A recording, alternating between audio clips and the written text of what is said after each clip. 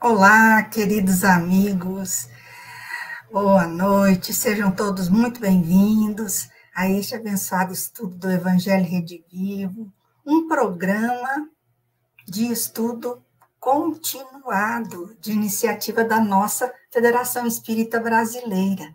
Estamos vendo o livro 5, o Evangelho de João. Tá? Vamos interpretar a mensagem de Jesus do Novo Testamento, versículo a versículo, à luz da doutrina espírita.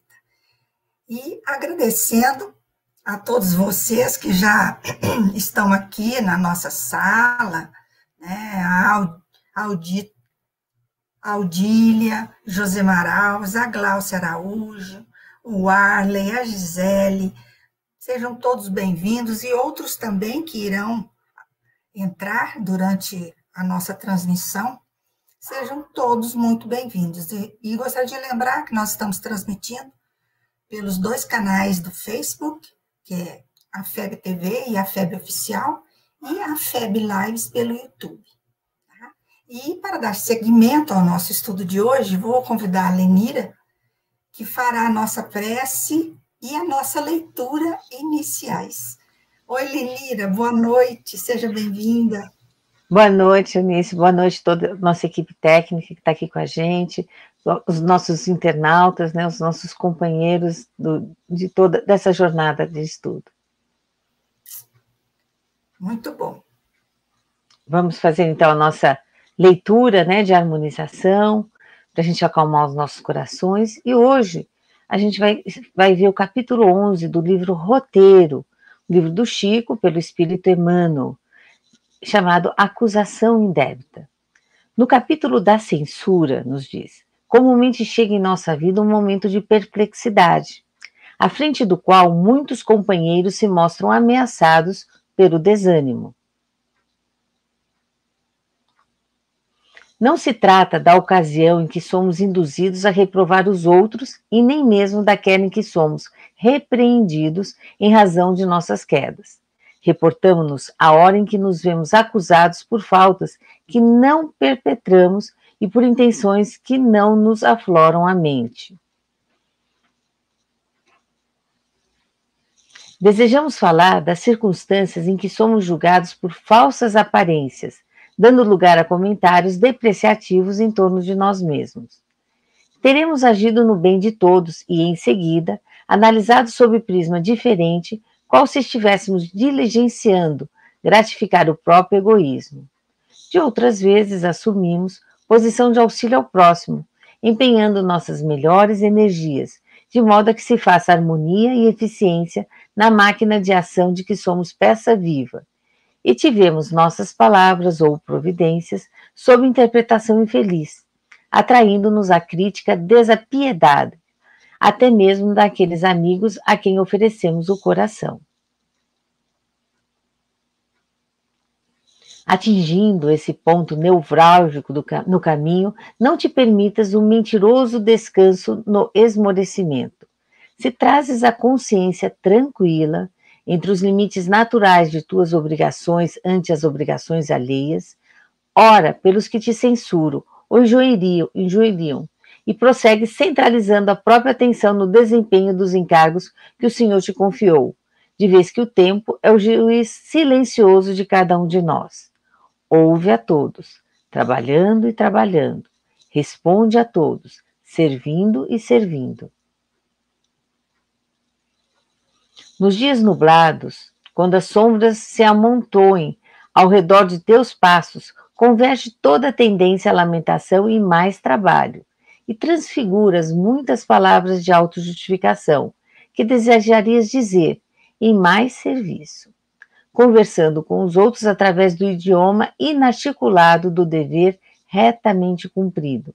Porquanto, se em verdade não temos o coração claramente aberto à observação dos que nos cercam no mundo, a todo instante, a justiça nos segue e em toda parte Deus nos vê. Então, gente, linda mensagem, né, do Emmanuel. Então, vamos aproveitar essas palavras, esse consolo, esses alertas de Emmanuel, para ajudar a silenciar as nossas mentes, para que possamos melhor nos conectar com nosso Pai de infinita bondade e sabedoria, e lhe agradecer.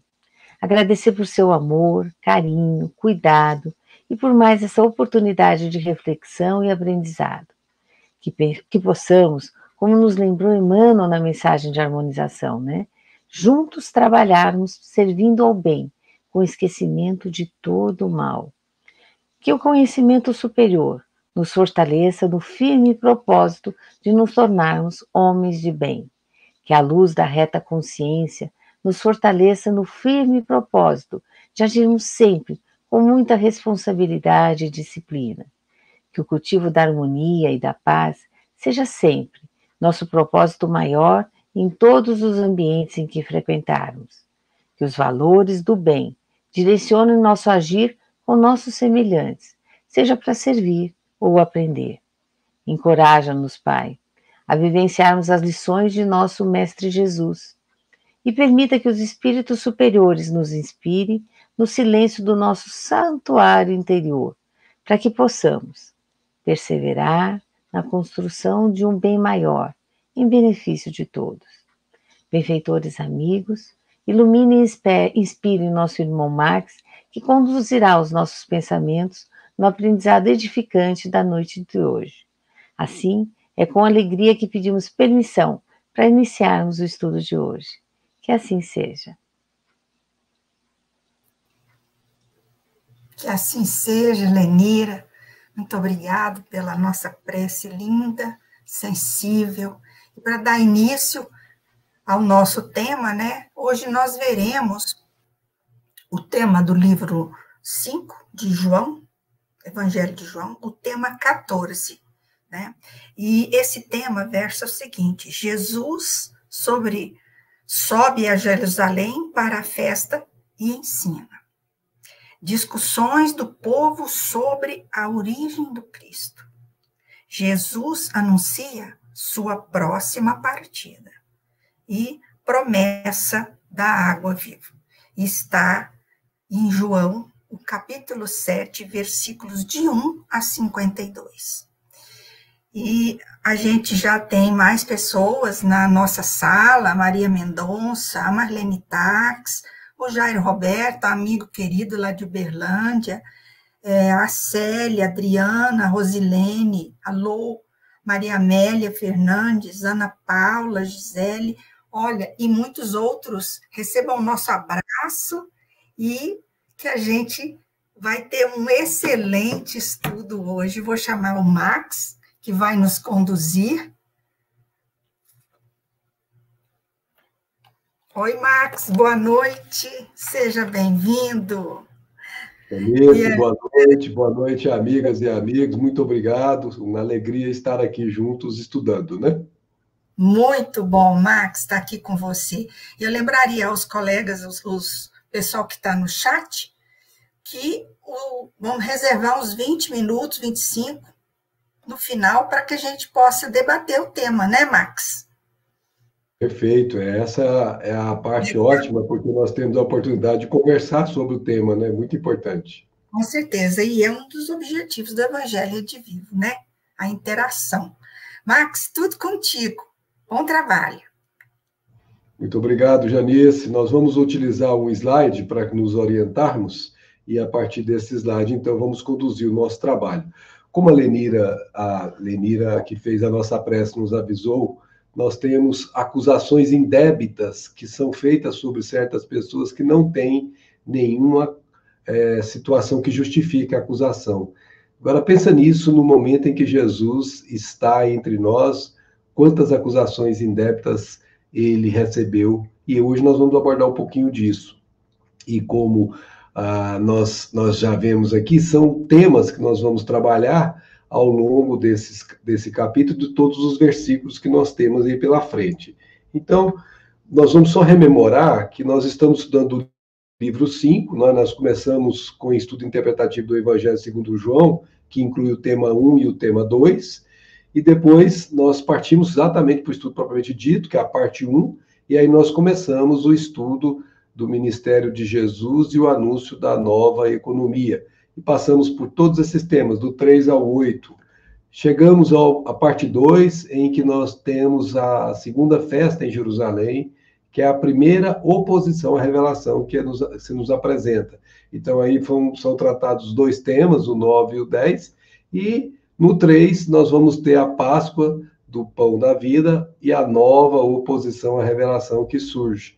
Vamos ter os temas 11, 12 e 13, que também já foram tratados, e que vão fazer ligação com esse tema que nós vamos tratar hoje, que está na parte 4, que é chamada Festa das Tendas, a grande revelação messiânica, a grande rejeição também. Então, nessa parte 4, nosso objetivo hoje é abordar o tema 14, que é exatamente Jesus subindo a Jerusalém para a festa e ensinando, né, as discussões do povo sobre a origem dele, e Jesus anunciando a sua próxima partida, e, obviamente, a promessa dessa tal de água viva. Isso tudo contido em João, capítulo 7, versículos de 1 a 52. Nós vamos trabalhar dividindo todo esse conjunto em partes, a fim de nos tornarmos mais facilmente compreendidos, né? Se estudarmos fazendo essa divisão, fica mais fácil da gente tratar esse assunto. Então, na parte 1, é a parte que Jesus sobe a Jerusalém para a festa e ensina. Então, nós vamos sempre pedir a permissão das amigas e dos amigos para ler na íntegra o texto, porque cada vez que lemos o texto, nós nos familiarizamos mais com ele, e cada vez que nos familiarizamos mais com o texto, mais fácil fica de assimilarmos o que está nesse texto, na essência dele, que nós vamos abordar neste conjunto. Depois disso, Jesus percorria a Galileia, não podendo circular pela Judéia, porque os judeus o queriam matar. Aproximava-se a festa judaica das tendas.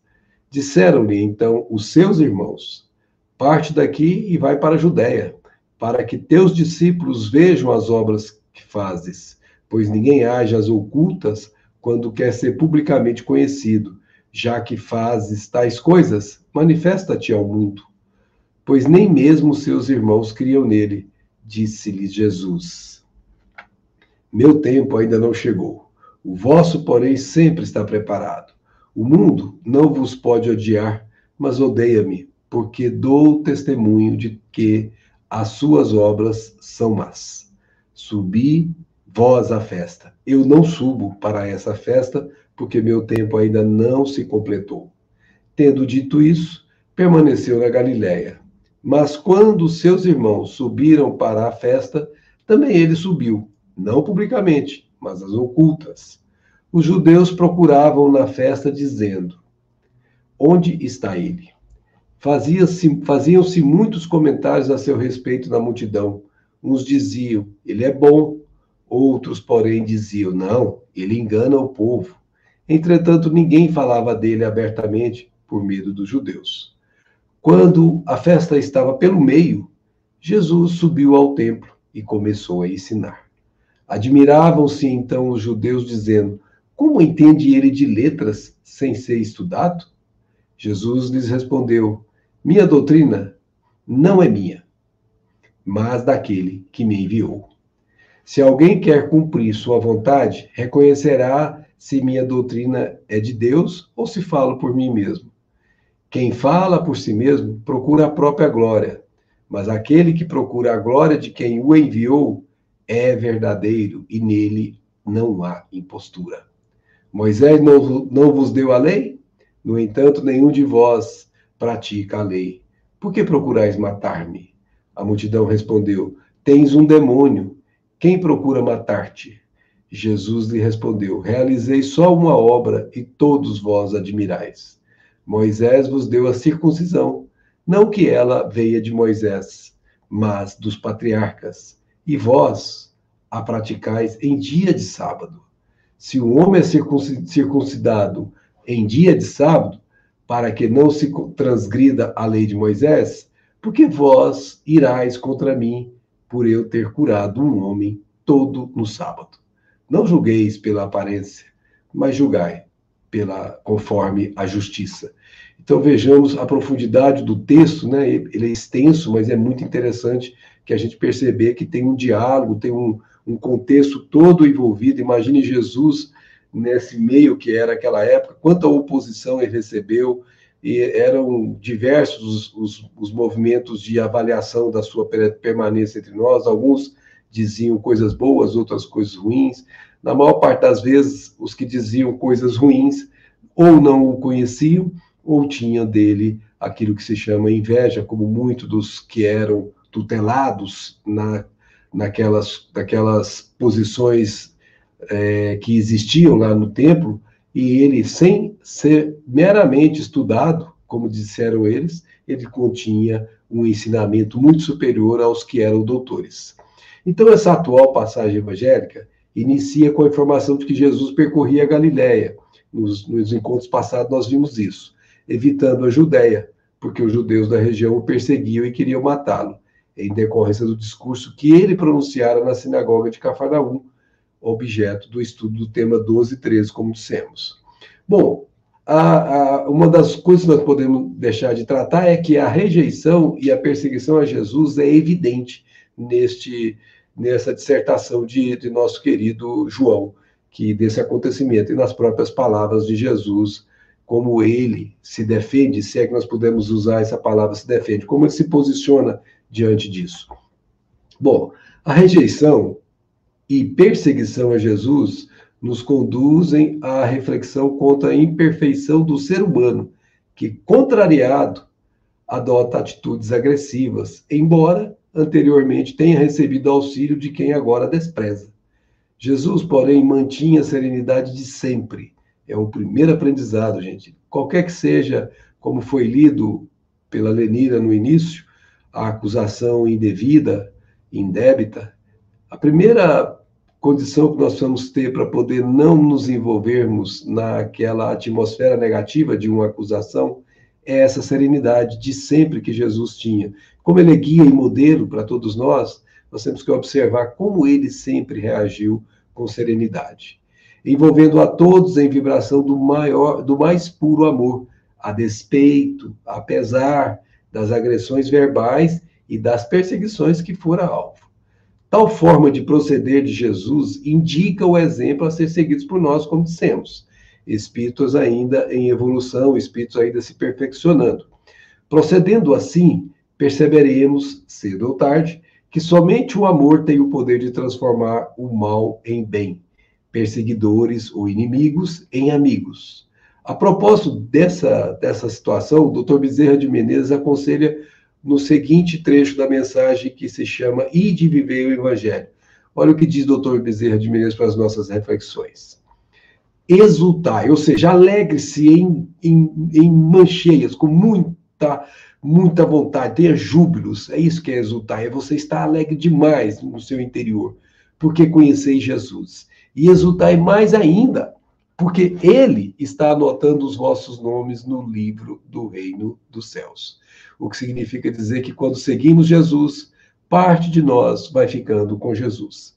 Não vos deixei aturdir pelo tumulto, mantendo-vos na paz, diz ele, a qualquer preço. Ou seja, por mais que os ataques sejam violentos, por mais que eles sejam injustos, a serenidade, com o silêncio, como foi dito na leitura inicial, pelo trabalho, pelo servir, independentemente das agressões, é que vão dizer de nós, e vão dizer dessa serenidade íntima. Não seremos abalados ao ponto de parar o trabalho ou parar de servir porque ouvimos os comentários desairosos que não convêm, que não condizem conosco. Se assim é, ouvamos, mas não deixamos entrar no coração. Deixa entrar de um lado do ouvido e sair do outro. Desta forma, nós teremos a tranquilidade para continuar trabalhando e servindo, que é a meta de todo aquele que segue Jesus. Como diz ele, não vos preocupei com aqueles que se vos fazem inimigos. Que vos cuideis de não ter inimigos, não ser, porque muitos outros passarão pelo caminho para vos esbordoar, em nome daquele que recebeu a bofetada, tendo as mãos atadas às costas, porque o Evangelho é o renascer da vida. Então ele está dizendo aqui, daquele momento em que Jesus foi preso, e que mesmo com as mãos atadas, aqueles ingratos, aqueles soldados e outros tantos, tiveram a audácia de esbofeteá-lo de uma maneira totalmente, vamos dizer assim, imprópria, absolutamente sem nenhuma posição de realidade como aquilo pudesse acontecer. Toda vez que a gente segue Jesus, ele diz que os bofetões que a vida vai nos oferecer também existirão, não necessariamente o tapa físico, como aqui nos referimos, mas os tapas que mexem com o nosso emocional, que mexem com o nosso equilíbrio. E é nessa hora que a serenidade, que a calma, que a fé de que nós estamos fazendo o que precisa ser feito é o que nos sustenta sem abalar-nos. Ide e vivei o Evangelho. Então não podemos parar, temos que continuar andando, seguindo, continuar trabalhando e vivendo o Evangelho, cumprindo os mandamentos que ali nós aprendemos. Avançai no rumo certo da verdade e amai. De novo ele usa a expressão, a qualquer preço, seja o que for, por mais afetado que nós sejamos, não deixemos de amar porque não nos amam. Temos que amar até mesmo aquele que se intitula nosso inimigo, porque aí provaremos que realmente amamos. Não há outra alternativa senão o amor para este momento de total integração do Espírito na vida. Quando ele acorda desse sono da carne e começa a se dar conta de que é Espírito vivendo numa carne e não carne em definitivo. E é por isso que nesse momento que ele chama de integração do Espírito na vida, é quando nós tomamos consciência de que somos espíritos imortais e que o caminho que nos leva à paz passa por caminhos que Jesus nos legou. Bom, tem duas principais causas de rejeição a Jesus que nós elencamos aqui apenas para nós percebermos como isso era forte naquela cultura, né? A primeira é que ele era o mensageiro celestial aguardado pelo povo judeu, simbolizado no pão da vida, né? Isso está lá em João. E o pão que desce do céu, também em João. Informações que os religiosos e demais ouvintes demonstraram dificuldades para aceitar, provocando murmurações generalizadas. Para eles, o Messias seria semelhante a um rei poderoso, um grande conquistador, não um simples galileu. O que pode vir da Galiléia? Alguns deles perguntavam. O que pode sair de lá? Isso está no Evangelho. Veja, gente, o que é preconceito e o que é você ter modelos mentais preconcebidos vamos dizer assim, pelas formações das gerações anteriores que acreditavam piamente que Jesus, ou que o mensageiro do mais alto, esse Messias, esse unigênito de Deus, viria em um carro celestial, com todo o poder, com toda a capacidade de liderar e de controlar todo o mundo. E esse povo que assim acreditava seria o povo escolhido e que dominaria os demais. Veja que antiquada visão para os dias de hoje, mas que eram visões clássicas deles e eles acreditavam ser visões corretas. Então, quando aparece um desses que nasce numa manjedoura, numa humildade total de vida, que não frequenta nenhuma instituição, chega sabendo tudo e apresentando tudo, na sua simplicidade, contrariando os regimes da época, por exemplo, curando no sábado, e contestando isso frontalmente. Isso não era para eles o Messias esperado. Então, eles não tinham muita dificuldade para poder aceitar, não. Eles não aceitavam mesmo. Muito poucos você vai perceber na história que aceitaram Jesus como esse guia, como esse Messias. Por exemplo, nós temos alguns doutores da lei que aparecem no Atos dos Apóstolos, a gente apresenta os nomes deles, Emmanuel vai falar muito bem deles no livro Paulo e Estelo, mas você vai ver que elas são minorias, a maior parte eram agressores, eram aqueles que estavam contrariados com a presença de Jesus e queriam aniquilá-lo, como assim fizeram, para o corpo, é claro. O segundo ponto, que também é o motivo da rejeição, é que Jesus desceu do céu e agia em nome de Deus. Ele disse várias vezes, eu sou o pão vivo descido do céu, o pão que eu darei é minha carne para a vida do mundo, está anotado em João, e também em verdade vos digo que se não comerdes, olha isso aqui para eles foi muito forte, se não comerdes a carne do Filho do Homem e não beberdes o seu sangue, não tereis a vida em vós. Quem come a minha carne e bebe o meu sangue tem vida eterna, e eu ressuscitarei no último dia. Nós vamos ver isso em seguida. Eles não passavam nem pela cabeça dele. Como é que eles vão comer a carne desse sujeito? Eles pensavam em carne como carne mesmo. Era tudo muito literal na tradução deles, na compreensão. eram espíritos, vamos chamar assim, na infância, que ainda não conseguiam assimilar essas verdades abstratas que precisariam extrair. Então era natural que a rejeição viesse pelas preconcepções e pela infantilidade que eles tinham em termos espirituais. A despeito desses acontecimentos, a família do Senhor e certa parcela de seguidores permaneceram junto a ele. Então, muitos não ficaram. Alguns, quando começaram a ouvir as críticas, se afastaram de Jesus, mas a família de Jesus e alguns outros seguidores permaneceram com ele. E mesmo sem compreender o significado da missão de Jesus, mesmo sem saber explicar como, até mesmo tendo dúvidas, eles reconheciam, apesar disso, que Jesus era bondoso e que auxiliava muitas pessoas, porque estavam acompanhando Jesus e percebia isso no seu dia a dia. Aqui, pessoal, é muito importante perceber o fato dos exemplos. Os exemplos silenciosos falam muito mais alto do que as palavras articuladas e verbalizadas em tom alto. Nós aqui temos Jesus agindo, e quando agia, ele deixava os demais que com ele caminhavam perceber o que é ser bom e o que é amar o próximo como a si mesmo, literalmente. Então, ele era o exemplo vivo desta realidade que todos nós vamos ter que aprender um dia.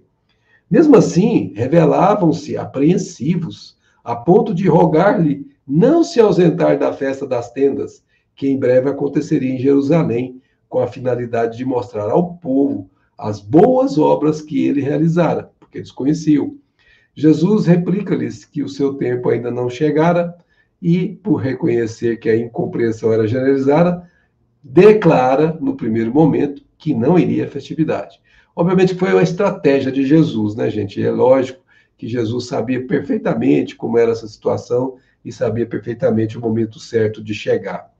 E Emmanuel, acerca desse ponto, ele vai nos ensinar o seguinte, ele vai dizer assim, o mau trabalhador está sempre queixoso, se referindo àquele trecho em que Jesus diz que ainda não é chegado o meu tempo, mas o vosso tempo, que a gente acabou de ler agora há pouco. O mau trabalhador está sempre queixoso. Quando não atribui sua falta aos instrumentos em mão, lamenta a chuva, não tolera o calor, amaldiçoa a geada e o vento. Agora, o bom trabalhador compreende, antes de tudo, o sentido profundo da oportunidade que recebeu, valoriza todos os elementos colocados em seus caminhos, como respeita as possibilidades alheias. Não depende das estações. Planta com o mesmo entusiasmo as frutas do frio e as do calor. É amigo da natureza, aproveita-lhe as lições, tem bom ânimo, encontra na aspereza da semeadura e no júbilo da colheita igual contentamento. Gente, isso aqui é uma regra de viver, né? Olhar sempre o lado bom de tudo. Na hora de semear é difícil, tem que fazer aquele trabalho todo. Nós estamos falando aqui de uma época que as pessoas lançavam mão de ferramentas manuais. Hoje nós estamos com tudo industrializado, nós temos exceto, é claro, as pequenas culturas, mas hoje nós temos como fazer isso sem usar força física. Naquela época se usava, e Emmanuel usa exatamente essa imagem daquela época. Então, muitas pessoas, quando vão fazer qualquer coisa, elas olham como de cima, queixoso, reclamando de tudo, a ferramenta que não está boa, é o tempo que não está bom. E quando você tem gratidão no coração, quando você reconhece que é filho de um Pai Celestial bondoso, supremo, você vê em tudo graça. Em tudo você dá graça. Por quê? Porque você reconhece que tudo são bênçãos que o Pai te concede para que você, através dessas bênçãos, se exercite na direção da sua perfectibilidade, buscando o caminho de volta para Ele, o Pai de onde nós viemos. E é assim que Emmanuel faz com que a gente perceba isso. Nesse sentido, diz Emmanuel, a lição do mestre reveste de maravilhosa significação. Por quê? Porque no torvelinho das incompreensões do mundo, não devemos aguardar o reino do Cristo como realização imediata. Eu conheci Jesus agora, vai dar tudo certo daqui para frente. Não é assim. Essa é uma construção de longo prazo, é uma construção que sequenciadas encarnações vão fazer. Mas a oportunidade dos homens é permanente para a colaboração perfeita no Evangelho, para edificá-lo. Não importa em que momento nós estejamos vivendo, temos sempre a oportunidade de continuar seguindo e trabalhando com o Evangelho, servindo nesse campo. E aí sim, nós estaremos edificando todo esse trabalho em nós mesmos e, obviamente, edificando o trabalho no planeta em que estamos inseridos. É o dia de hoje, portanto, diz Emmanuel, é o ensejo bendito de servir em nome do Senhor aqui e agora. Então não tem tempo ruim, qualquer que seja o dia, a hora, sempre estará tendo oportunidade de servir e de trabalhar na direção do bem. Bom, a gente está falando que Jesus disse que não iria e depois disse que iria, sobre essa tal de festa das tendas, que era muito importante naquela época. Vamos falar um pouquinho dela, nós já falamos isso em outros temas anteriores, mas é sempre bom relembrar pelo menos o essencial que aqui nós colocamos. A festa das tendas, ou dos tabernáculos, também conhecida como festa das cabanas, da colheita, ou festa do Senhor, era e é até os dias de hoje muito popular. Dificilmente alguém deixa de estar presente à festividade, muito relacionada à agricultura, sobretudo a colheita de uvas e de azeitonas, como era típica lá daquela região, ocorrendo as festividades no início de outono, que era dia 15 Nissan, como era chamado, entre os meses de setembro e outubro, naquele calendário que se utilizava naquela época. Ainda hoje, por exemplo, o Dia de Ações de Graças, por exemplo, é a festa mais popular dos Estados Unidos e assemelha-se muito à festividade dos tabernáculos. Tem nele a inspiração. Então vejamos que era uma festa que tinha oportunidade de você ter essa gratidão que a gente está acabando de falar aqui para com essa bondade do Senhor de permitir a colheita, né? Por isso, festa da colheita, essas bênçãos que se obtinha, e tinha essa coisa bacana de celebrar isso, de reconhecer isso num dia importante. E essa festa tinha um potencial enorme de conhecer pessoas, de verificar várias outras que estavam ali, e de festejar mesmo, de se alegrar com o Senhor nesta festa. Mas Jesus decide a ela sem falar para ninguém. Então, essa festa também era, por Jesus, compreendida como realmente importante. Teria muita gente ouvindo naquele cenáculo onde ele estaria, naquele templo que ele tomaria à frente em determinado momento. Então, quando Jesus decidiu ir à festa, ele foi quando havia um clima de especulação entre os judeus. Quem está dizendo isso é o Carson, no seu comentário bíblico, é uma interpretação dele. Isso causou certa discussão entre as pessoas a respeito de seu paradeiro e caráter. Bondade e enganos são coisas mutuamente exclusivas. Uma não comporta a outra, elas são literalmente uma oposta à outra. O que demonstra o caráter arbitrário da avaliação popular. Então veja, gente, isso acontece até os dias de hoje. As pessoas falam sem nem mesmo saber do que estão falando de verdade. Falam porque ouviram falar, falam porque acham que falam por despeito, enfim, falam, mas não falam com conhecimento de causa. Daí porque são exclusivas porque elas não vão falar o que é verdade. Mas aqueles que com ele conviviam, aqueles que o conheciam mais de perto, sabia que existia bondade. Daí os poucos que defendiam Jesus, dizendo que ele era bom, que ele auxiliava as pessoas. Jesus estava seguindo o plano do Pai, mas as pessoas estavam agindo por medo. Isso explica por que Jesus não hesitou em ir ao templo no meio da festa. Então ele chegou lá quando já estava acontecendo. E a situação, nós sabemos, né, era efetivamente delicada. Lógico, Jesus podia ser aprisionado, podia ser morto, né, porque eles estavam querendo matá-lo, como a gente viu na leitura da mensagem que João nos trouxe. O povo e alguns discípulos sussurravam as suas dúvidas e queixas, temendo a manifestação do clero judaico.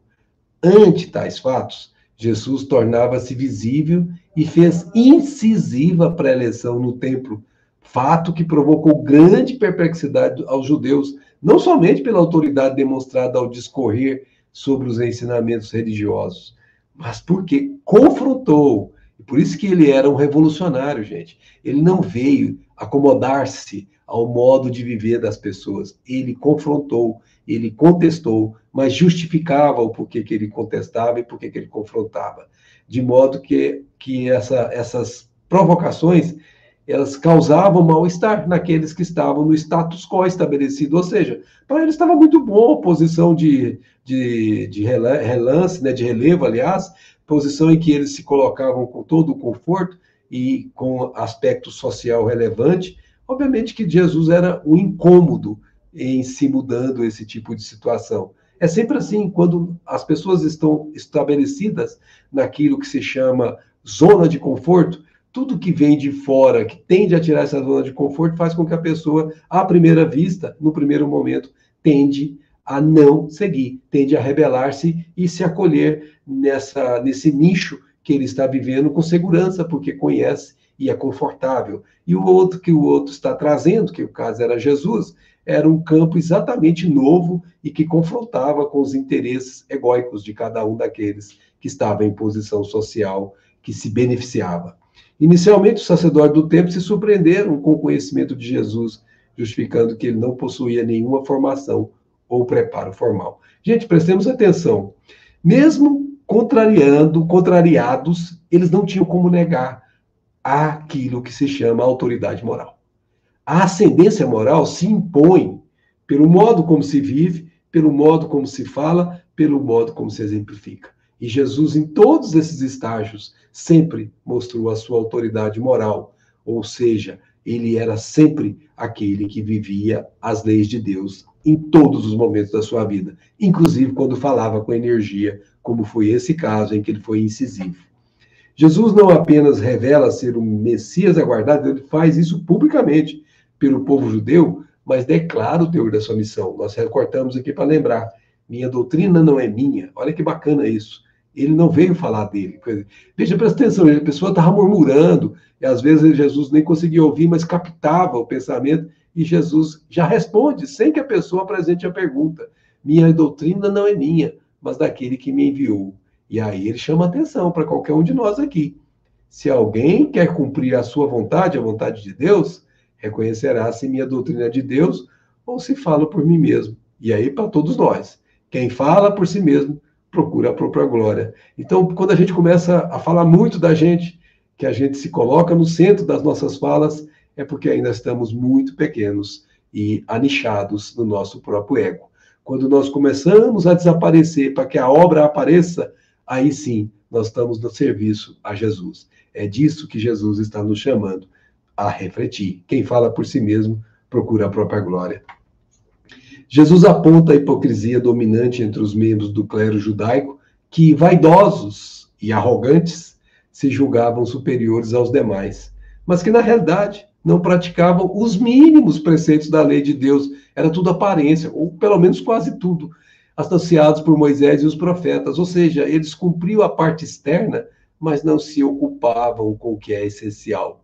Destaca que esses são os motivos que desejavam a sua morte. Por quê? Porque isso foi escancarado, isso foi aberto, e essas pessoas ficaram em evidência, que é exatamente o que dá esse desconforto para essa vaidade e essa arrogância deles, que eles não admitiam. Quem é ele para falar isso? Quem é ele para poder nos colocar nessa situação? Temos que matá-lo, diziam muitos deles dessa forma. A multidão presente no templo afirma que, para ele falar daquela forma, é porque estava possuído por um demônio. Então, não tendo outra coisa a dizer, dizem que tem um tal de demônio que faz aquilo acontecer. Ou seja, mostrando completa falta de arrazoamento para poder tentar explicar a elevação moral. O despeito, a vaidade, a arrogância, fala por si aqui. E aí Emmanuel vai nos ensinar um pouco sobre isso também, que é muito importante, né? Que ele toma aquele trechinho que diz assim, a multidão respondeu, tens demônio, quem procura matar-te? E aí Emmanuel vai comentar assim, obviamente sempre extraindo aqui, né, gente, quando Emmanuel traz isso, sempre, essa é a interpretação espírita verdadeira. Ele vai buscar atrás daquelas palavras o que se aplica a nós naquilo que se chama aspecto moral e não nas aparências. Não te prendas, está falando para nós, não te prendas excessivamente aos juízos da multidão. Quantas opiniões você já tem ouvido a seu respeito, que provavelmente de algumas você não tenha gostado. Mas você vai continuar ouvindo. Se você se expor ao trabalho no bem, você vai continuar ouvindo. E depende de você aceitar o que te falam ou rejeitar, deixar passar para lá, sabendo que aquilo não te afeta, porque não te diz respeito. Mas também tendo a grandiosidade de assimilar aquilo que te afeta e procurar modificar-se naquilo que é realmente verdadeiro. Então não vamos desprezar aquilo que se diz a respeito de nós. O que nós não vamos fazer é nos prender excessivamente. Isso é que é importante. Nós não vamos desprezar, mas nos prender não. O convencionalismo e o hábito, que é o que acontece nessas situações, possui sobre ela forças, sobre a multidão, é claro, forças vigorosas. Por quê?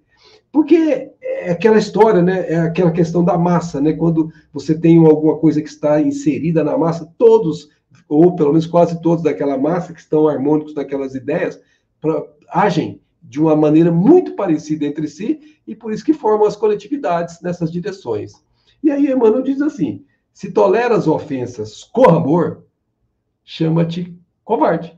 Eu trouxe aqui apenas 2 exemplozinhos, né, para a gente perceber. Se você não responde, eles falam assim, ó, tá vendo? É um fraco, é um frouxo, é um covarde, não tem nem coragem de se defender. É assim que eles agem. Emmanuel está chamando-nos a atenção. Se a gente perdoa com desinteresse, eles acham que nós somos tolos. Olha como ele é bobo, o outro machuca ele, tira dele, e ele... Por quê? Porque não compreendem absolutamente nada daquilo que está no íntimo da decisão que você está tomando, que é a essência do Evangelho. E aí Emmanuel vai dizer, é indispensável suportar-lhe a inconsciência. Porque quem diz isso, gente, não tem consciência. Se tivesse, não diria.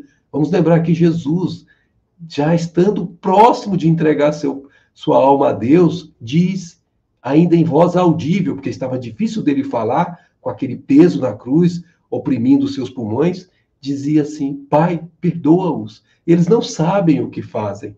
É exatamente isso. Eram inconscientes daquela insanidade a que se entregavam em uma malta completamente alienada da realidade. É indispensável, portanto, suportar-lhes a inconsciência para atendermos com proveito as nossas obrigações perante Deus. Não vamos nos afetar por ele, porque eles não sabem o que fazem. Nós sabemos. Nós que já estamos envolvidos sabemos o que tem que fazer, e é como se você desse parando para poder dar atenção para aquilo que não tem nenhuma agregação de valor no trabalho que você está conduzindo. Não te irrites, que é bastante difícil de acontecer nessas horas, sobretudo quando você é injustamente acusado. Não te irrites e nem desanimes. Lembra que Jesus irá dizer em outro momento, tende bom ânimo, eu venci o mundo. Esse mundo, essa multidão que te acusa, esse mundo será vencido pela força do amor. O próprio Jesus foi alvo, sem razão de ser, dos sarcasmos da opinião pública, como aqui agora nós vimos chamando Jesus como portador de um demônio.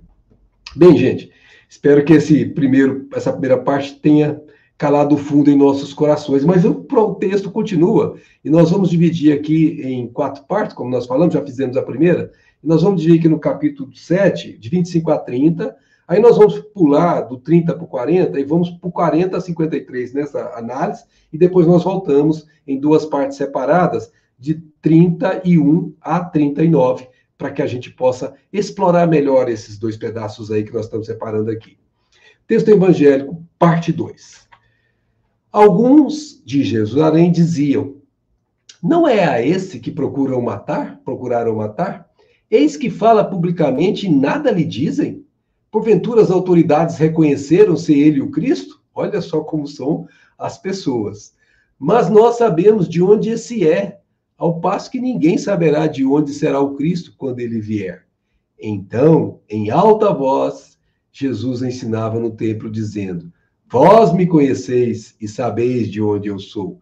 No entanto, não vim por minha própria vontade, mas é verdadeiro aquele que me enviou e que não conheceis. Eu, porém, o conheço, porque venho de junto dele, e foi ele quem me enviou. Procuravam, então, prendê-lo, mas ninguém lhe pôs a mão. Por quê?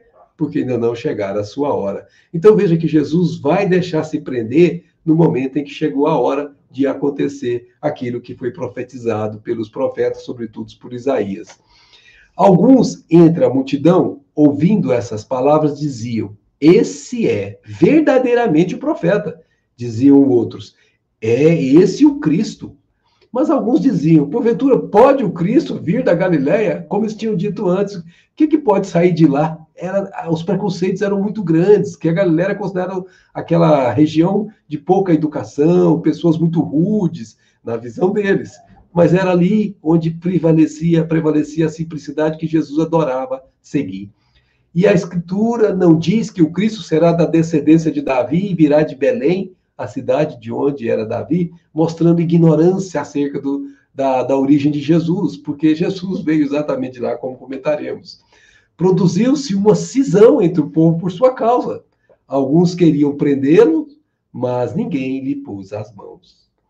Os guardas, então, voltaram ao chefe dos sacerdotes e os fariseus a estes perguntaram: por que não o trouxestes? A resposta deles é fantástica, gente. Responderam os guardas: jamais um homem falou assim.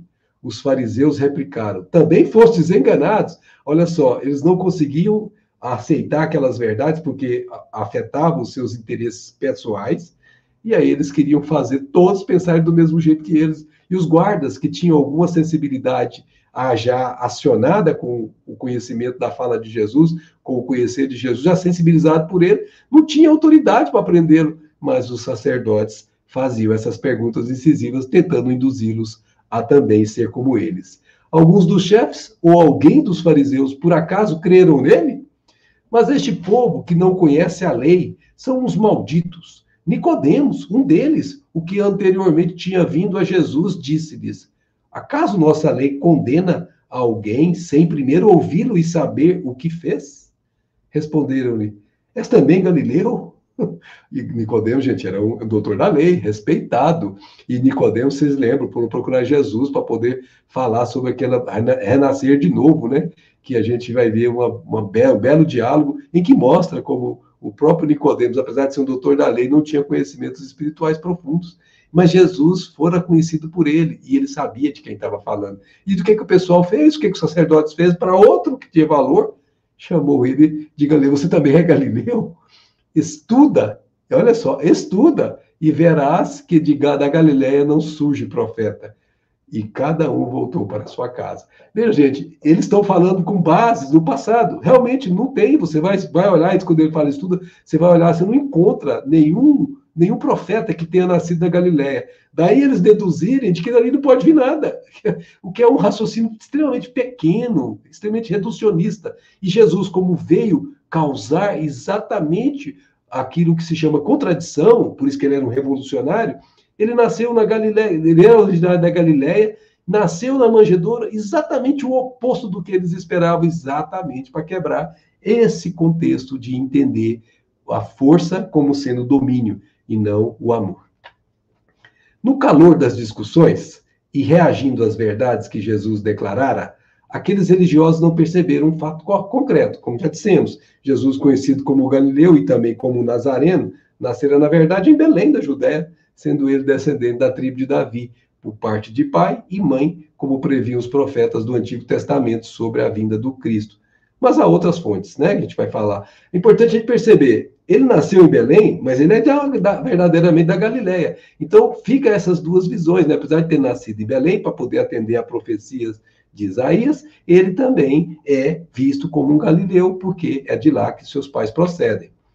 Aqui vai dizer o Blomberg, no seu Jesus e os Evangelhos, o Evangelho de Marcos se inicia com Jesus já adulto. Porém, Mateus e Lucas dedicam 2 capítulos, cada um, à descrição dos eventos que cercaram o seu nascimento. O prólogo de João é muito mais teológico, desenvolvendo os conceitos da pré-existência de Jesus e da reencarnação, ou melhor, da encarnação. O nascimento aconteceu em Belém, mas a família, em seguida, se instalou em Nazaré. A hereditariedade davídica e o papel messiânico de Jesus são enfatizados nos evangelhos de Mateus e Lucas. Nós já tivemos a oportunidade de estudar isso aqui, né, gente? Nós já fizemos isso aqui quando estudamos esses 2 livros. Aí vamos partir agora para o terceiro, que é aquele que nós dissemos que íamos separar em 2 partes, que vai de 31 a 36. Então, essa parte 3 diz assim: muitos, porém, dentre o povo, creram nele e diziam. Por isso que vocês lembram que Jesus disse que não veio trazer paz, mas espada. Exatamente isso, separa. Os que conseguem ter sensibilidade passam a compreendê-lo. Os que não conseguem passam a ofendê-lo, passam a persegui-lo, passam a rejeitá-lo. E é por isso que a gente tem claramente isso como sendo o comum daquela época com Jesus. Ele fazia separar pai de mãe, irmão de irmão, por isso, porque eram as ideias diferentes entre o pai e a mãe, entre o irmão e a irmã, coisa desse tipo. E aí nós entendemos por que alguns criam nele e outros não. Quando o Cristo vier, fará porventura mais sinais do que os que esse fez? Jesus tinha feito tantos sinais, só quem era cego, lembra? Quem tem olhos de ver, que veja. Quem tem ouvidos de ouvir, que ouça. Era o próprio Jesus dizendo. Os fariseus perceberam que o povo murmurava tais coisas sobre Jesus e eles enviaram alguns guardas para prendê-lo. Veja, eles estavam muito incomodados com Jesus, porque Jesus estava abalando a estrutura que eles se apoiavam. Disse então Jesus: por pouco tempo estou convosco e vou para aquele que me enviou. Vós me procurareis e não me encontrareis, e onde eu estou, vós não podeis vir. Disseram entre si os judeus: para onde irá ele? Que não o poderíamos encontrar? Irá por acaso aos dispersos entre os gregos para ensinar os gregos? Ou seja, os gentios. Que significa estas palavras que nos disse: vós me procurareis e não me encontrareis, e onde eu estou, vós não podeis vir? Ou seja, gente, totalmente, completamente fora do que era o abstrato, do que era a essência da fala de Jesus. Eles não conseguiam captar, eles só olhavam o que era materialidade, o que era concreto, o que era palpável. Essa passagem evangélica não deixa de ser um prolongamento da anterior, caracterizada pela discussão se Jesus era ou não o Cristo, assim como a vã tentativa do clero de aprisionar Jesus, que lhes declarara a inutilidade da tentativa, pois ele iria para o Pai e para um local onde não seria encontrado. Acostumados a interpretar tudo na forma literal, como dissemos, os sacerdotes realmente não compreenderam a informação de Jesus e supõem que ele fazia referência a um local no plano físico, onde eles não tinham acesso, por exemplo, entre os povos gentílicos, como os gregos. O fato concreto que se destaca é que eles não aceitavam Jesus como Messias. Supunham que ele era um agitador, né, um revolucionário que deveria ser calado. Tal constatação não deixa de ser contraditória. De um lado, admiravam a autoridade do conhecimento dele. Por outro, não o aceitavam como Messias, aguardando ou mesmo como um profeta, nem como profeta. E mais, não conseguiam penetrar o pensamento do Senhor, pois não estavam acostumados, isso é muito importante, a exercitar a capacidade dedutiva e interpretativa. Daí porque é importante a gente estudar e tentar entender, tentar extrair da letra aquilo que se chama espírito dela, onde está por trás. E isso exige de nós capacidade de dedução, capacidade de interpretação, que a gente vai desenvolvendo à medida que vai estudando. Por isso que a Federação Espírita Brasileira proporciona isso que nós estamos fazendo aqui hoje, estudo conjunto, para que todos nós possamos, pouco a pouco, aprendermos uns com os outros a desenvolver isso, que naquela época eles não conseguiram desenvolver, que é tão importante ao desenvolvimento da inteligência humana. A força de seu caráter e a sua sabedoria impressionavam. Era reconhecido como rabi, mesmo por aqueles que não pertenciam ao seu grupo, título dado até a sua geração aos eruditos e mestres da Torá. Sabia-se que ele não passara por uma graduação acadêmica regular, não havia sido formalmente ordenado escriba, exigência que na geração seguinte seria necessária para o uso do título de rabi. Mas os seus pronunciamentos demonstravam que era muito versado tanto nas escrituras sagradas como na tradição oral e sabia como aplicar esta herança erudita. Veja só, herança aqui que a gente está usando o termo é como se ele tivesse trazido isso de uma encarnação passada. Jesus era o próprio conhecimento, tudo isso estava nele e por ele desceu desde a época de Moisés. E por fim, o último momento de nossa análise, que é a promessa da água viva, que fica do 37 ao 39, que nós falamos. Então, ela diz o texto: no último dia da festa, o mais solene, Jesus de pé disse em alta voz: se alguém tem sede, venha a mim e beba. Aquele que crê em mim, conforme a palavra da Escritura, de seu seio jorrarão rios de água viva. Ele falava do Espírito que deviam receber aqueles que tinham crido nele, pois não havia ainda Espírito, porque Jesus ainda não fora glorificado. Veja que parece um texto complicado, né? Se está complicado para alguns de nós hoje, imagina para aqueles que estavam ouvindo Jesus lá. Não conseguiam assimilar o que estava por trás disso. Jesus sai do templo, mistura-se com a multidão, reafirma a sua posição de mensageiro de Deus e convida o povo a segui-lo, para, em voz alta, anunciar ser a água viva que aplaca a sede de quem a beber. Essa expressão e todo o conteúdo do versículo 37 foram anteriormente citados por Jesus no encontro com a samaritana no poço de Jacó.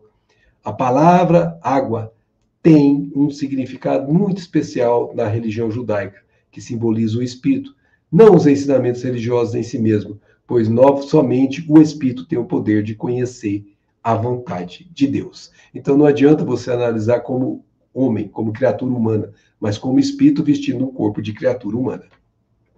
No último dia da festa dos tabernáculos, havia um ritual das águas, e isso formou claramente o contexto para as palavras de Jesus sobre o Espírito. O ritual estava relacionado à necessidade de chuva durante o ano seguinte. Então tinha razão de ser de Jesus usar o termo água viva. Quando Jesus disse, se alguém tem sede, venha a mim e beba, ele pode ter pensado em Isaías, ou seja, um profeta que obviamente o antecipou. Mas é mais provável que ele estivesse oferecendo uma alternativa melhor para o ritual das águas. Isso quem está dizendo é Carson, no comentário bíblico. A ideia de sede recebe um sentido espiritual, como tantas vezes em seus ensinamentos. De novo falando, extraímos da letra o Espírito. O versículo 38 deixa claro que essa água espiritual está disponível apenas aos que crerem. É o que aconteceu naquele encontro no Poço de Jacó, que nós já tratamos aqui. E aí, para terminarmos, minhas amigas e meus amigos, façamos algumas reflexões sobre o nosso Jesus Cristo. O Cristo do igrejismo mantém o Senhor preso à cruz. Está lá, crucificado. Restrito às limitadas interpretações do dogmatismo e da literalidade que afastam os cristãos dos seus ensinamentos. Por que afastam? Pela repetição incessante de rituais e cultos externos, e isso feito ao longo de séculos, assim como procediam os religiosos judeus. Ou seja, continuamos nesse igrejismo desde aquela época. Com o Espiritismo, o Cristo desceu da cruz, ressuscitou e caminha conosco cotidianamente, nos estimulando a vivência de amor.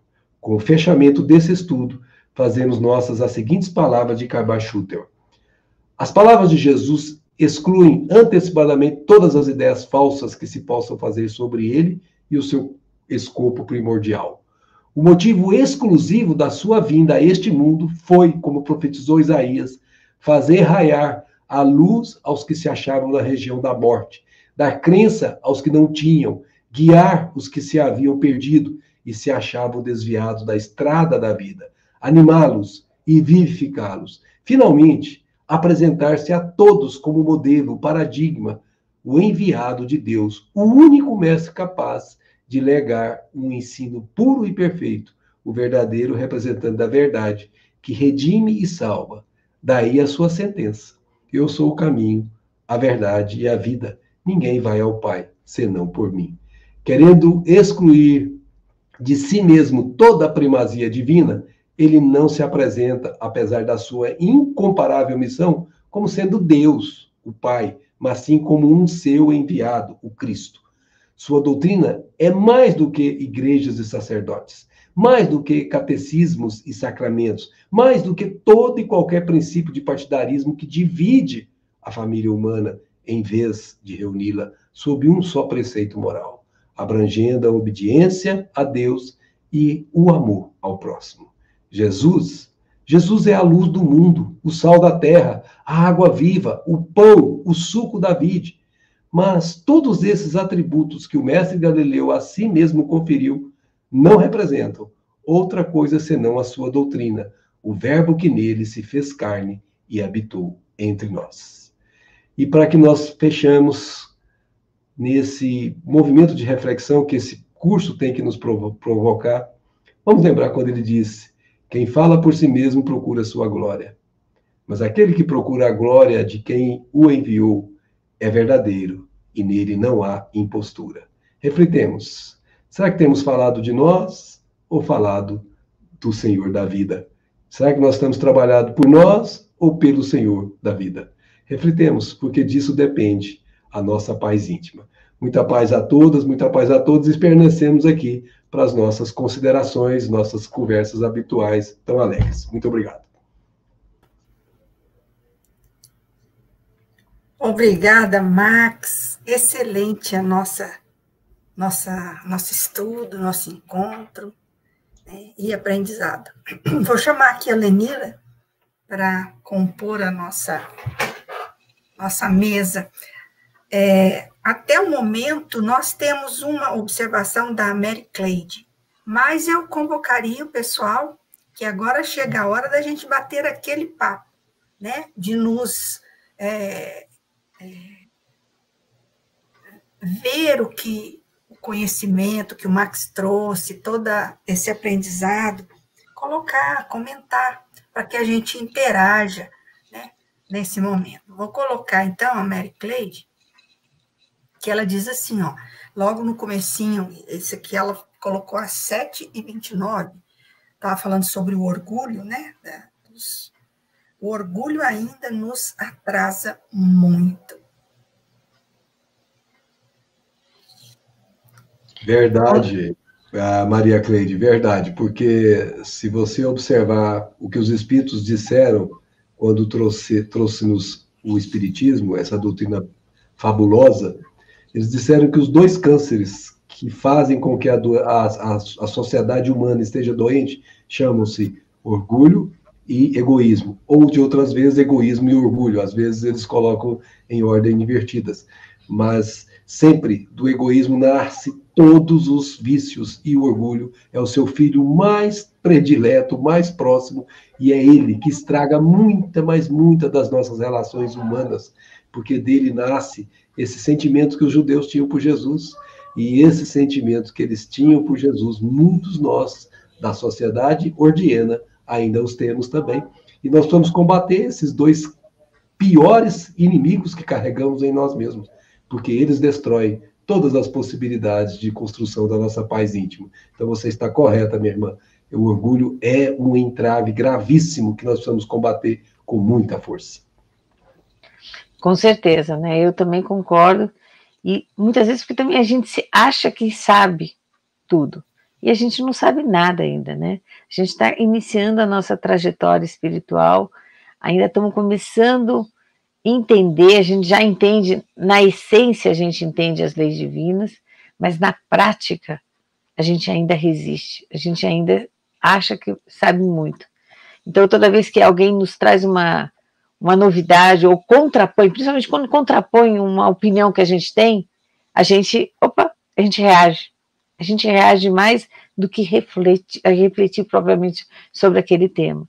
Então a gente precisa aprender a refletir, precisa entender que toda vez que alguém nos ataca, quando alguém ataca uma opinião da gente, uma certeza que a gente tem, isso deve não nos ofender, pelo contrário, deve nos alertar para que a gente procure com mais profundidade entender aquilo que a gente está pensando. Talvez sim a gente esteja errado no nosso pensar. Em geral, o nosso pensar está muito restrito. Então, a gente precisa ampliar as perspectivas de entendimento daquilo que a gente considera que já sabe. Então, quando a gente amplia essas perspectivas, aí sim a gente pode dizer assim, agora eu estou começando a entender isso.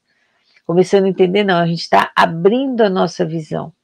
Então quanto mais a gente sabe, mais a gente percebe que a gente ainda tem um caminhar longo, porque o mundo é muito mais do que o nosso planeta, né? Do que o nosso sistema solar.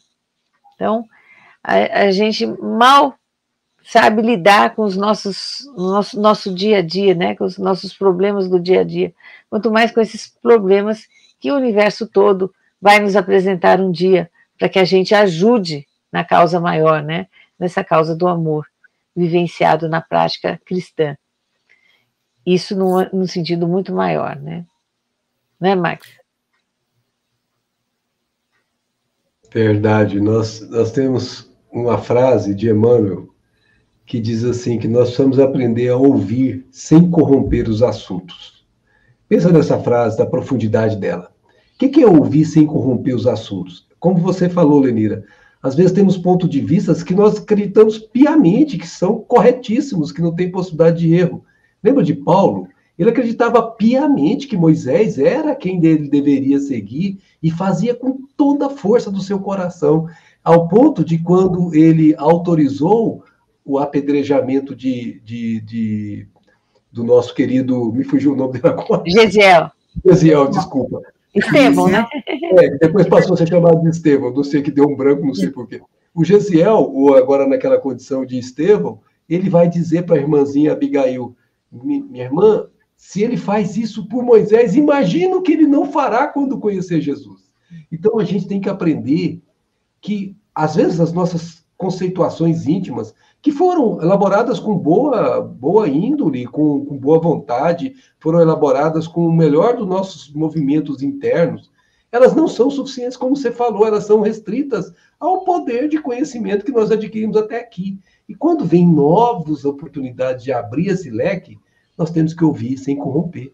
Aí você vai uma pessoa, aí depois você vai... O que é corromper? Você não vai questionando mentalmente. Ele está falando, você está questionando. Isso é corromper. Você não deixa aquela ideia entrar em você de maneira natural para comparar com o que você pensa de forma natural. Você o contesta, mesmo sem falar nada para ele. Você mentalmente está dizendo, mas isso é impossível. Quem é ele para falar essas coisas? E fica falando isso mentalmente, como se você fosse o dono da verdade. Como se nós, nessa hora, tivéssemos toda a verdade dentro de nós. O que mostra aquilo que a nossa amiga acabou de falar agora. Orgulho. Orgulho exacerbado. Achamos que sabemos, quando nada sabemos. Quando ainda estamos tateando nesse conhecimento infinito que ainda temos pela frente. Lembra de Sócrates?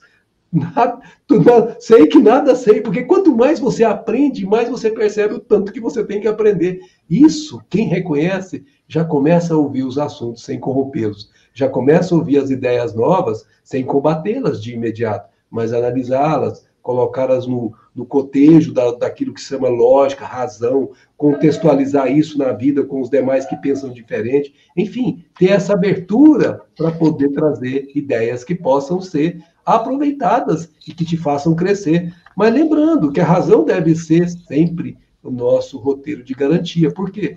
Porque disse João, tudo nós devemos ouvir, mas não vamos reter o que não convém. Então, a gente sabe já selecionar o que não convém. Se vem falar de uma doutrina nova para a gente, que está cheia de corrupção nela, é claro que nós não vamos ser infantis, não vamos ser ingênuos de aceitar aquilo, só porque agora eu sou aberto a tudo. Não, mas a razão cerceia, a razão filtra, a razão me dá roteiro, me dá rumo, e eu não vou cometer o deslize de aceitar aquilo que é incapacitado de qualquer indivíduo aceitar. Então eu terei que ser sensato, mas não posso corromper os assuntos. E isso é fundamental, e a Lenira abordou bem.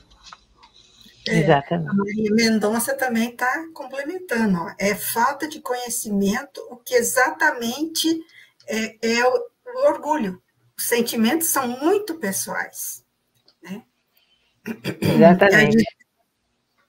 E existe, inclusive, um texto de Emmanuel, que nos diz que a gente convém sempre refletir. E ele fala, quem ouve, aprende, quem fala, doutrina. Um guarda, outro espalha, né? Então, só aquele que guarda, na boa experiência, espalha com êxito. Então, ele nos fala que o homem deve ser sempre pronto nas suas observações, comedido nas palavras, e deve ser tardio em irar-se. E hoje o texto nos falou isso, né?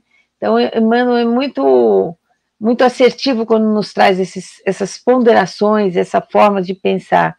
Então, a gente tem que ouvir mais, falar menos, porque às vezes a gente fala com um pensamento restrito, sem conhecimento de causa. A ira, né? A gente se revolta muito fácil. Calma. Ouve primeiro. Aprende a ouvir, a refletir, a buscar aprender com mais profundidade, a entender a situação.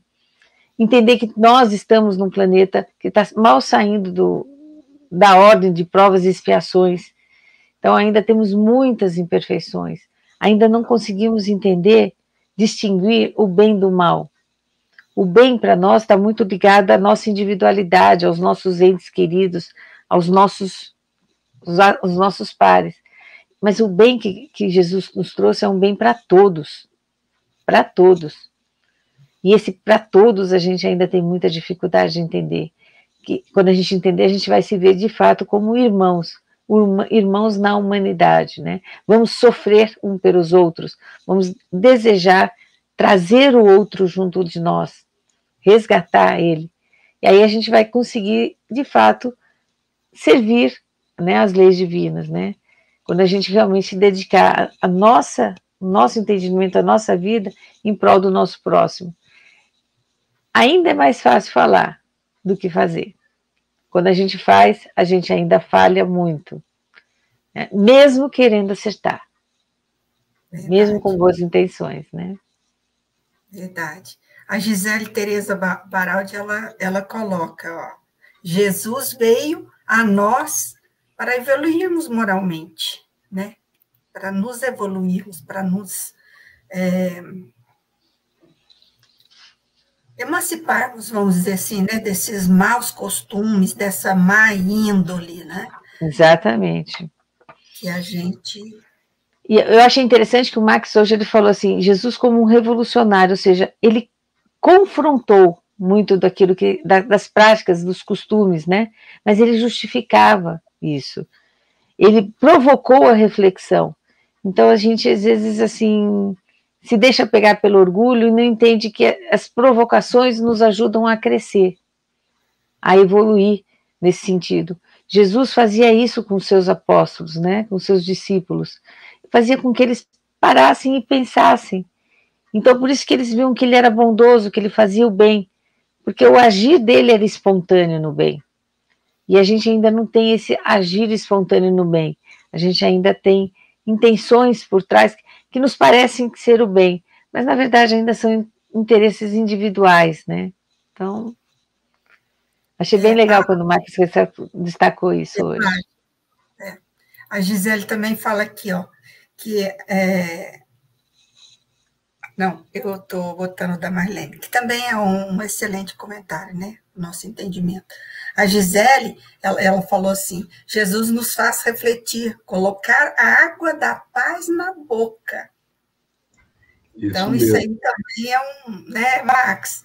Né? Nossa, é muito difícil, com todo respeito, gente, isso que exige de nós exercício consciente.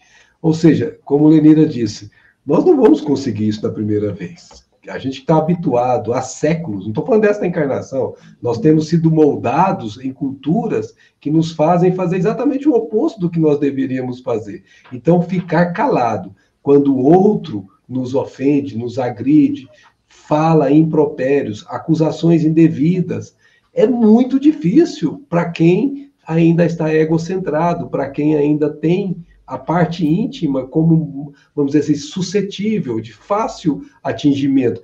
Olha, pensa bem, por que os espíritos obsessores atingem muito fácil na obsessão simples? Porque eles se apegam exatamente a essas fragilidades nossas e suscitam coisas que fazem com que nós caiamos no anzolzinho que eles jogam, e aí fazemos o que eles fazem. Quantas vezes eu tenho ouvido em reuniões mediúnicas, em alguns casos, o Espírito vem dizer, vocês são muito fáceis, a gente consegue fazer vocês se desestabilizarem muito fácil. E estava falando de um grupo de 8 anos de atuação, que as pessoas, um olhando para o outro de uma maneira atravessada, como se tivesse uma razão, e não tinha. Mexeu na suscetibilidade, naquilo que se chama intimidade. Então nós não podemos ser fingidos aqui, ser hipócrita, dizer que nós não temos isso. Temos. Nós temos que ser realistas conosco mesmo. Mas nós temos também a consciência de que possuímos isso. Isso é o conheça-te a ti mesmo. É você reconhecer que é portador daquilo e que aquilo que você é portador precisa ser transformado. Agora, entre ter ciência, entre saber que tem que fazer e fazer, aí demanda um devido longo tempo, mas de trabalho contínuo e sem esmorecimento. Porque você vai cair várias vezes. Ai, meu Deus, eu não queria ter falado isso. Paulo chegou a falar isso. Todo bem que eu quero fazer, eu acabo fazendo mal. Por quê? Porque os impulsos são muito fortes. Você tem todo aquele movimento de construção dos hábitos passados ali instalados. É a sua personalidade atual. E ela reflete em você quando você é exposto naquilo que você é de fato. Quando você tira a persona e você se mostra tal qual é. Daí porque Kardec usou a expressão reconhece-se o verdadeiro espírita como o verdadeiro cristão, porque ambos são a mesma coisa quando verdadeiros. Pelo esforço que faz para domar, olha a expressão, quem doma é quem segura no cabresto, para domar as más tendências, porque são essas más tendências que nos fazem perder.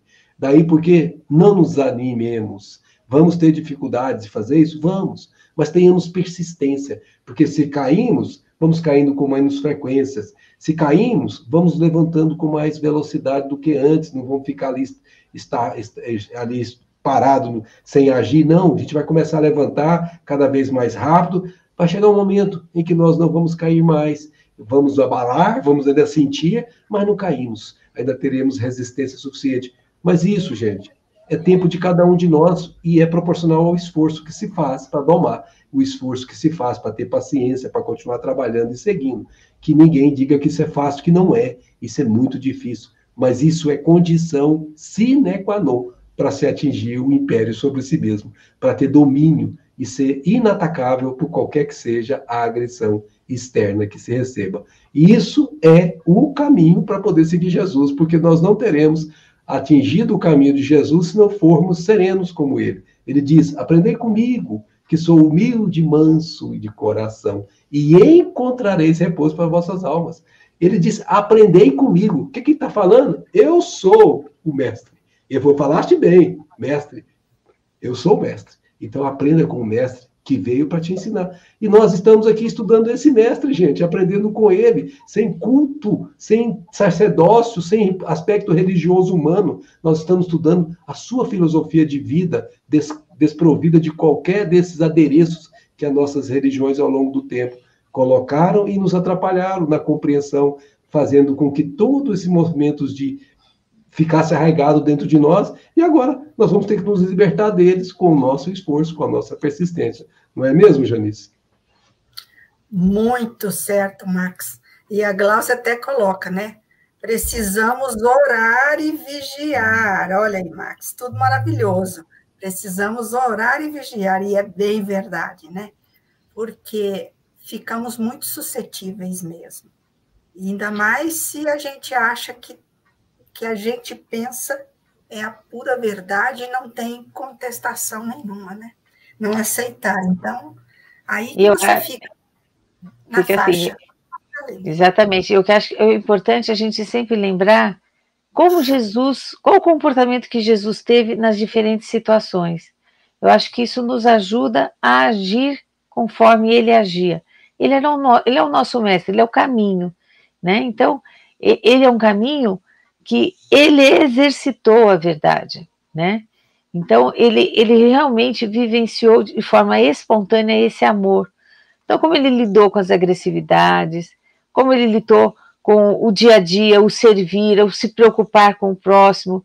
Quando a gente tem a multiplicação dos pães, ele se preocupou com aquelas pessoas que estavam ali dias e horas, com a alimentação daquele povo. Não era só alimentação espiritual, alimentação também das pessoas. Então, a gente, quando vai refletindo no comportamento de Jesus nas diferentes situações, a gente vai aprendendo. No dia de hoje, como ele se manifestou para os seus discípulos, não, eu não vou lá, quer dizer, eu não vou me expor, eu não vou exaltar a mim mesmo. Mas ele foi de uma outra forma, de uma forma mais simples, né, mais cuidadosa, ouvindo o que as pessoas estavam dizendo dele, para que ele entendesse exatamente o grau de compreensão que as pessoas, o grau de consciência que as pessoas tinham do que seria um Messias. Então, essa construção do Messias é uma construção que ele foi, naquele momento, o diálogo dele demonstra assim, o que vocês estão esperando de um Messias? As Escrituras disseram tudo, disseram muita coisa, mas disseram tudo. Como entender as diferentes falas, os diferentes profetas? Então, de um certo modo, ele ia fazendo com que as pessoas parassem para refletir. Por isso que o Max hoje ressaltou. E aqueles que mais estudavam a lei foram os que primeiro entenderam e se sensibilizaram. Nicodemos se sensibilizou. Ele estudava muito a lei. Ele viu em Jesus algo a mais. Algo a mais que eles não estavam colocando na prática, mas ele viu que Jesus estava colocando na prática. Então, ele reconheceu ali algo que o fez parar e repensar a sua própria verdade. Ele não teve coragem naquele momento de largar tudo e seguir Jesus, mas a sua alma, né, foi sensibilizada por aquilo que Jesus estava passando, aquele diálogo que ele teve é muito forte. E eu acho interessante que hoje em dia os filmes, por exemplo, esses filmes que a gente tem sobre a vida de Jesus, eles já estão trazendo essa essência dos ensinamentos do Cristo. Então, há mais profundidade hoje. E isso nós estamos falando de uma encarnação. Né? Nessa encarnação que nós estamos. A gente percebe essa construção com mais profundidade. Imagina daqui a 500 anos como é que nós vamos estar, né? Sei lá, 1000 anos, quer dizer, acho que a partir do momento que a gente começa a entender essa essência, a coisa vai um pouco mais rápida. Porque assim, a gente já sabe quando erra. Aí depende de cada um de nós, por isso que seremos mais cobrados, né? Então a gente já sabe alguns limites, alguns pontos de referência. Então a gente é mais cuidadoso. Por isso a gente tem que se cuidar mais agora, né? Com o nosso egoísmo, com a nossa vaidade, com o nosso orgulho. A gente já sabe que eles são os nossos entraves. Né? Já temos o conhecimento. Então não tem justificativas para que a gente não os coloque em prática, né? Pelo menos não pare e reflita, né, sobre as situações. Com certeza. Toda vez que a gente faz isso, a gente muda um pouquinho. Olha o que a Gisele coloca aqui, ela um dia tem um desabafo. Porém, quando conseguimos nos calar perante as ofensas, é tão aliviante. Realmente. Parece que Primeiro calar, né? E depois deixar de pensar o que a gente pensa quando a pessoa fala. Porque muitas vezes a gente não responde, mas a gente ainda pensa, né, gente? Ou, como o Max mesmo colocou, a gente ainda reage em pensamento. Quando a gente não reagir também em pensamento, e pelo contrário, a gente endereçar uma prece, agradecer, isso, né? Por aquela forma de agir que nos faz pensar com mais cuidado, a gente está melhorando. Eu acho que a gente está indo no caminho, um passinho de cada vez, mas a gente está no caminho. Eu me lembrei aqui agora daquela parte do filme do Chico, em que a irmã dele chega para ele e fica: ô Chico, ou você ou nós, ou você sai daqui de casa, ou nós saímos. Não, nós não aguentamos mais. Por que ela falou isso? Porque a casa estava um verdadeiro inferno para eles, né? Que eram tantas pessoas que buscavam a ajuda de Chico. E qual foi a reação de Chico? Ele olhou para ela, e o ator fez isso muito bem, olhou para ela com um olhar de tanto amor, pegou, abraçou-a, beijou no rosto, beijou aqui nessa posição e disse: tá bem, minha irmã, você tá... Sabe, assim, uma coisa tão espontânea, tão natural, que não mostrou o menor... Ele compreendeu o lado dela e aceitou naturalmente. É isso que um dia nós vamos conseguir fazer quando tivermos essas situações que para alguns ainda seria motivo de causar revolta, separar, não converso mais com você, não quero nunca mais te ver, né? Então, você perceba a distância que nós estamos de chegar a esse ponto em que a espontaneidade virá nas nossas relações, mesmo quando nós ainda sejamos atingidos para o mundo de fora, mas por dentro nós compreendemos. Veja a envergadura de Jesus: Pai, perdoa-os, eles não sabem o que fazem. É a mesma coisa que Chico, quando abraçou aquela irmã que estava furiosa com ele, já tinha até matado o cachorrinho dele, tadinho. E você percebe... Verdade. E como ele foi doce, sereno com ela. Gente, aquilo me marcou profundamente, porque é um desafio você conseguir devolver aquela animosidade, aquela energia pesada, com aquela energia de doçura, de serenidade, de afeto, de carinho, apesar da situação. Então, gente, é o desafio. Nós temos que vencer a nossa intimidade. Jamais deixar que esse homem velho, que essa criatura velha que temos sido, que ela tome conta da nossa vida. Nós que vamos construir essa criatura nova, esse homem novo, essa pessoa nova, que deve ser a que deve vigir nos nossos movimentos diários, com todos, não só com os próximos, mais próximos, com todos que conosco transitarem o caminho, né? Verdade, Max. A Mary também fala aqui, ó. Falou tudo, senhor Max. Excelentes suas reflexões. Gostei muito quando o senhor comentou que os fariseus eram infantis. E nós? Bom dizer que infantis do ponto de vista espiritual, né, gente? É claro. Não tinha maturidade, né? Essa maturidade moral que a gente vai adquirindo pouco a pouco. e nós, obviamente, não estamos muito distantes deles aqui na nossa realidade atual, né? Então a gente precisa ser, apenas foi um comentário não depreciativo, um comentário de constatação, Claro. né, que a gente fez, é isso mesmo. Mas é isso, a gente tem que sair da infância para entrar para a maturidade moral. Verdade. A Marlene Marx, ela coloca, boa noite, devemos observar o ensinamento do Evangelho, amai-vos e instruí-vos, para acertar mais e poder sentir e expressar o amor do Cristo. Muito bom. Com certeza, por isso que a gente está aqui, né, toda semana, a gente lê, durante a semana a gente lê outras obras, reflete sobre alguns ensinamentos de Emmanuel, estuda a vida do Chico, né, bem lembrado, o Max colocou aqui, se Jesus estava há 2000 anos, Chico esteve entre nós, aqui com a gente, né, é muito presente nessa nossa encarnação. Então, assim, a gente tem muita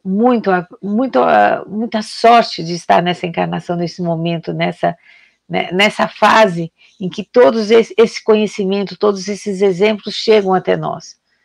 Então, que a gente contribua. E como é que a gente contribui? Com obras. Na verdade, realizando, não é só falando, né?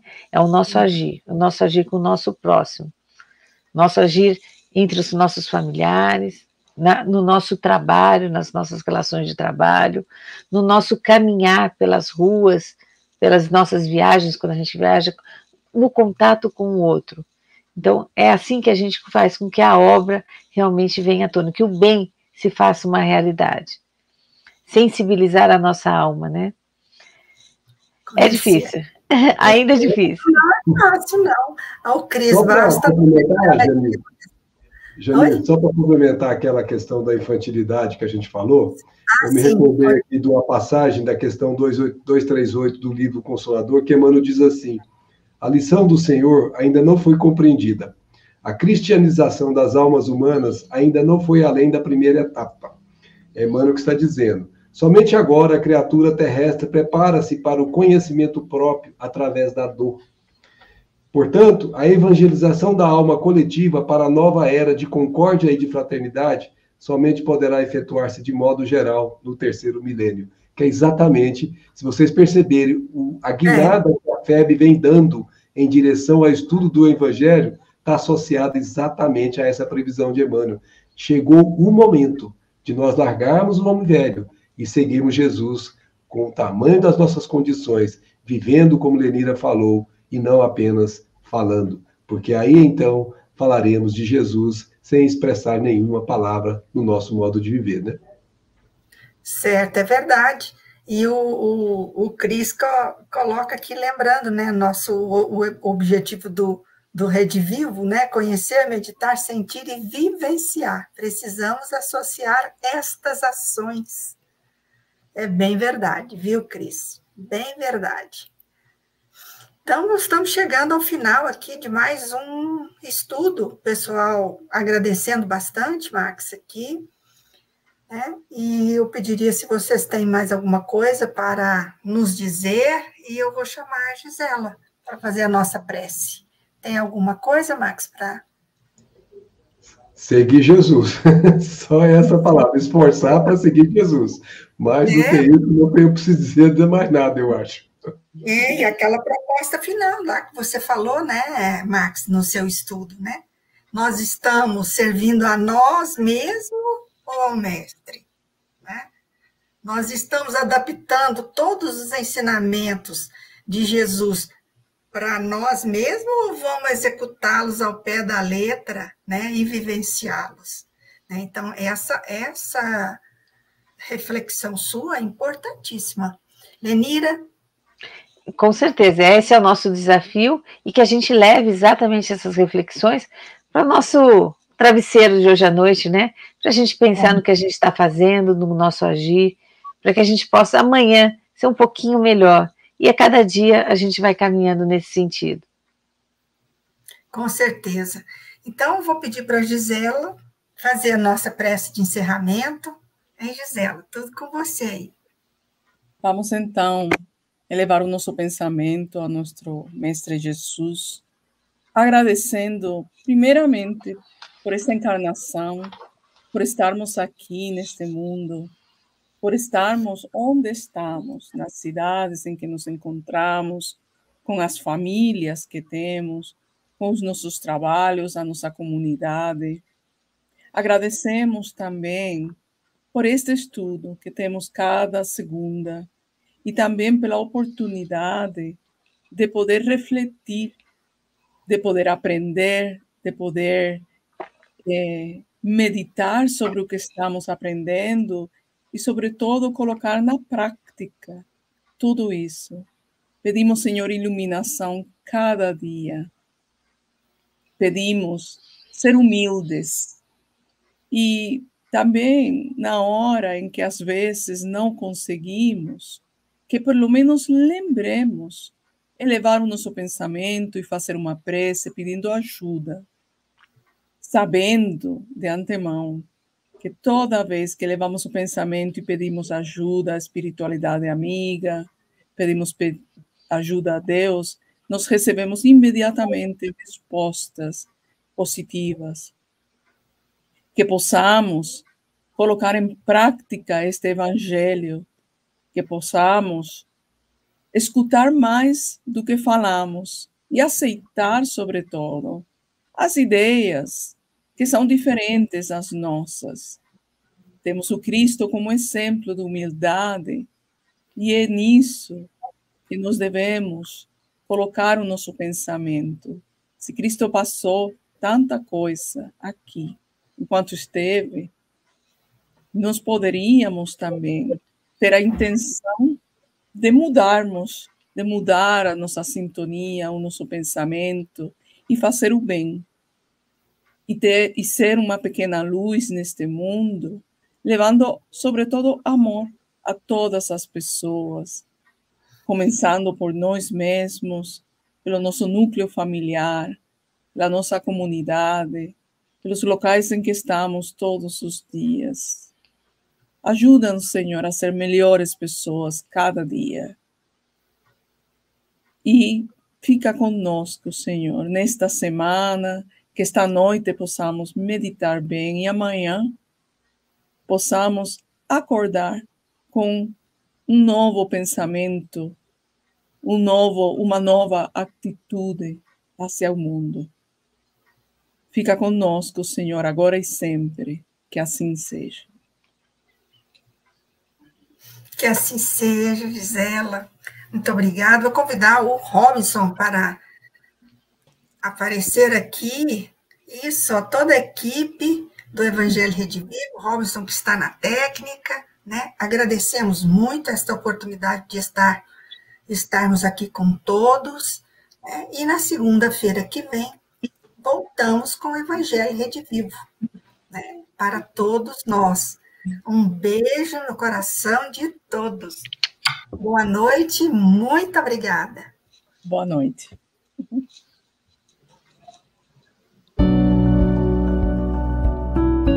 Somos impulsionados e motivados por um bem maior. Por meio da caridade e da vivência do Evangelho do Cristo, chegamos onde chegamos. Conquistamos o que conquistamos. O nosso trabalho acolhe quem mais precisa, e independente da distância, nossos meios acessam lugares que antes pareciam inalcançáveis. A comunicação é chave em todos os setores de nossa sociedade, e ela muitas vezes nos permitiu abraçar quem precisava de atenção em momentos de dor e angústia. Esse trabalho é feito com muita dedicação por toda uma equipe profissional, preparada para produzir diversos tipos de conteúdos que alcançam o público. Já são mais de 4.000 conteúdos de qualidade disponibilizados gratuitamente em nossas plataformas, produzidos por comunicólogos, produtores audiovisuais, cenógrafos, editores, designers, programadores e técnicos de áudio. Toda essa estrutura só é possível graças a você, apoiador do nosso trabalho. E somos gratos por toda a sua doação até aqui. Mas este trabalho precisa continuar. Podemos acolher ainda mais pessoas E para continuar alcançando tantos corações, precisamos de você. Por isso, mais uma vez, contamos com seu apoio financeiro. Apenas com ele poderemos avançar ainda mais e continuar próximos de você. Trabalhamos pelo consolo, pelo esclarecimento e pela esperança. E sabemos que somente juntos com você poderemos fortalecer essa corrente. Apadrinha FEB TV. Estamos juntos com você através da FEB TV. Acesse doe.febtv.com.br e faça sua doação.